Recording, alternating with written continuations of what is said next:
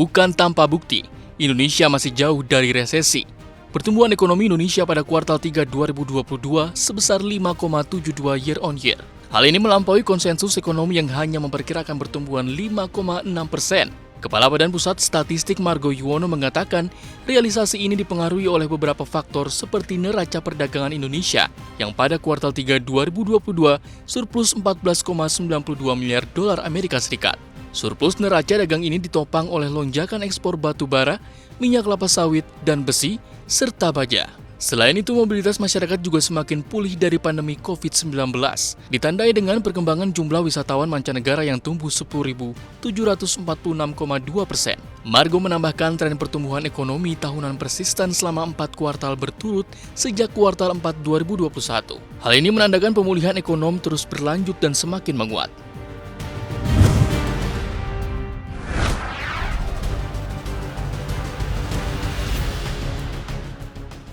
Posisi cadangan devisa Indonesia makin terkuras. Pada akhir Oktober 2022, cadangan devisa turun 600 juta dolar Amerika Serikat dari 130,8 miliar dolar menjadi 130,2 miliar dolar Amerika Serikat. Bank Indonesia menyatakan, penurunan ini dipengaruhi oleh pembayaran utang luar negeri pemerintah serta stabilisasi nilai tukar di tengah meningkatnya ketidakpastian pasar keuangan global.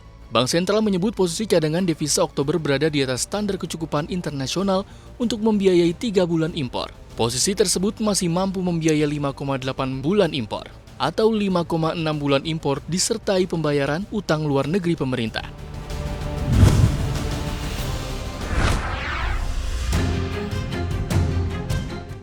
Tingkat pengangguran di tanah air kembali meningkat.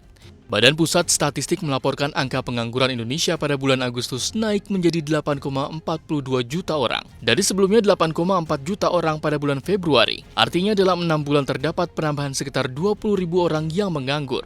Kepala BPS Margo Yuwono menjelaskan, angka pengangguran meningkat karena tidak semua angkatan kerja bisa diserap. Dengan kata lain, penyerapan tenaga kerja tidak dapat mengimbangi penambahan penduduk usia kerja. BPS mencatat penduduk usia kerja berjumlah 209,4 juta orang, naik 2,71 juta orang. Dari jumlah tersebut yang terserap menjadi angkatan kerja adalah 143,72 juta orang dan bukan angkatan kerja 65,7 juta orang.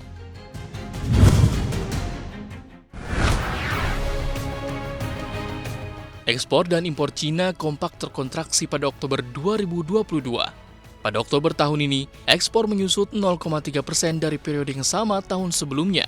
Kondisi ini berbanding terbalik dengan bulan September yang naik hingga 5,7%. Beberapa ekonom memprediksi penyusutan jumlah ekspor Cina masih akan terjadi dalam beberapa waktu ke depan. Salah satu penyebab adalah perubahan pola konsumsi masyarakat yang terbentuk selama pandemi COVID-19 berlangsung. Tak hanya ekspor, pada bulan yang sama, impor negeri tirai bambu turut terkontraksi 0,7% secara tahunan.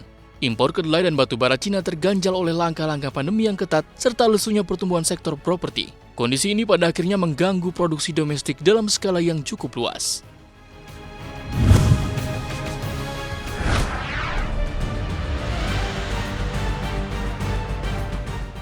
Perusahaan induk Facebook Meta Platform akan melakukan pemutusan hubungan kerja massal pada ribuan karyawan mulai pekan ini. Kabar PHK massal ini dipicu oleh prospek kinerja Meta yang mengecewakan ketika perusahaan harus berpacu dengan melambatnya pertumbuhan ekonomi global serta bersaing melawan TikTok. Meta juga harus mengerem perekrutan, menutup proyek, dan mengatur ulang tim demi efisiensi biaya. Juni lalu, Meta telah memotong rencana untuk memperkerjakan insinyur sebesar 30%. Sementara itu, CEO Meta Mark Zuckerberg mengharapkan investasi metaverse yang memakan waktu sekitar 1 dekade bisa membuahkan hasil.